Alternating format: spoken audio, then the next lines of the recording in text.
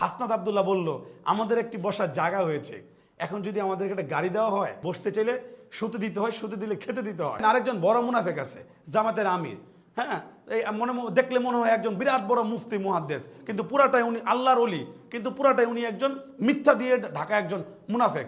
NCP হচ্ছে একটি ব্যবসায়িক প্রতিষ্ঠান, আর জামাত শিবির হচ্ছে একটি মাল্টি ন্যাশনাল কোম্পানি।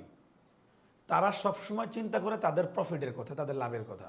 তারা কখনোই বাংলাদেশের জনগণকে নিয়ে ভাবে না, তারা ভাববেও না, এবং এর জন্য জনগণ তাদের প্রতি আস্থাও রাখে না, ভবিষ্যতে রাখবে না ইনশাল্লাহ।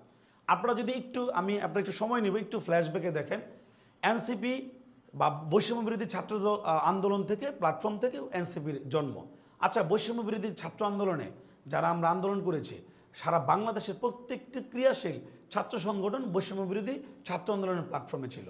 তার মধ্যে সর্বোচ্চ বা সারা দক্ষিণ এশিয়ার সর্ববৃহৎ জনপ্রিয় ছাত্র সংগঠন বাংলাদেশ জাতীয়তাবাদী ছাত্রদলও ছিল।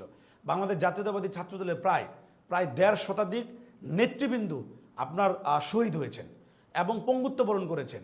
সুতরাং ছাত্রদলের রক্তের উপর দাঁড়িয়ে কিন্তু এই বৈষম্য বিরোধী ছাত্রদলের প্ল্যাটফর্মটি। তারা কি করলো? তারা কিছুদিন পরে একটি রাজনৈতিক দল করলো, তারা জুলাইকে বিক্রি করলো। সেই শুরু থেকে আমি যদি বলি, বন্যার্থীদের টাকা তারা মেরে দিল এনসিপি, বৈষম্য বিরোধী ছাত্র আন্দোলন। বন্যার্থীদের টাকাগুলো এখনো পর্যন্ত জনগণ তাদের কাছে হিসাব চায়, তারা হিসাব দিতে পারে না। তারা এরপরে আপনি দেখবেন কিছুদিন আগে, এই যে 2-3 দিন আগে, আপনার বৈষম্য বিরোধীর এক নেত্রী, সিনথিয়া সম্ভবত তার নাম, সে কিন্তু প্রকাশ্যে এসে বলল যে গণভোটে ভোট দেওয়ার প্রচারণার জন্য কোটি কোটি টাকা তারা ইনভেস্ট করেছে। সেখান থেকে কোটি কোটি টাকা তারা মেরেও দিয়েছে। বৈষম্য বিরোধী ছাত্র আন্দোলনের নেতা রিফাত রশিদ আর সাথে মনে আরেকজন ছিল, দুইজনে মিলে কোটি কোটি টাকা মেরে দিয়েছে। সেই দুজনকে আবার তারা টাকা মেরে দেওয়ার পরে যে তারা একটা যোগ্যতা অর্জন করলো, সেই যোগ্যতা অর্জনের পুরস্কার হিসাবে তাদেরকে এনসিপিতে বড় পদ দেওয়া হলো। এনসিপি কি তাদের বিরুদ্ধে ব্যবস্থা নিতে পারতো না? তদন্ত কমিটি গঠন করতে পারতো না? করেছে? করেনি।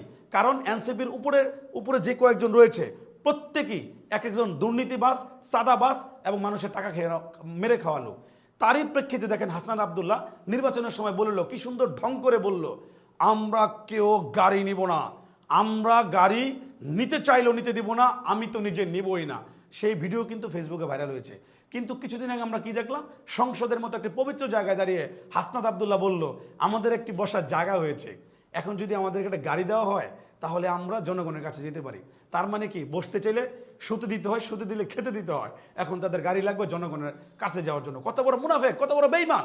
তারা জনগণকে কমিটমেন্ট দিয়েছে ভোট পাওয়ার জন্য যে আমরা গাড়ি নিব না, অথচ তারা এখন গাড়ি যাচ্ছে। এবং দেখেন আরেকজন বড় মুনাফেক আছে জামাতের আমির, হ্যাঁ, এই দেখলে মনে হয় একজন বিরাট বড় মুফতি মুহাদ্দিস, কিন্তু পুরাটাই উনি আল্লাহর ওলি, কিন্তু পুরাটাই উনি একজন মিথ্যা দিয়ে ঢাকা একজন মুনাফেক। উনি সাথে সাথে কি বললেন? উনিও কিন্তু বলেছে গাড়ি নিবে না। উনি সাথে সাথে হাসনাতার এই কথাকে জবাব দিয়ে বললেন কি, ছোটরা বললে তো আমরা না করতে পারি না। কত বড় মুনাফেক দেখেছেন আপনারা? সুতরাং বাংলাদেশের জনগণ, ছাত্র জনতাকে বলবো, আপনারা সোচ্চার থাকবেন, সচেতন থাকবেন। আপনারা খেয়াল রাখবেন যাতে কোনো ধরনের গুপ্ত বাহিনী, বট বাহিনী এবং মুনাফেক বাহিনী যাতে কোনো অপপ্রচার চালাতে না পারে।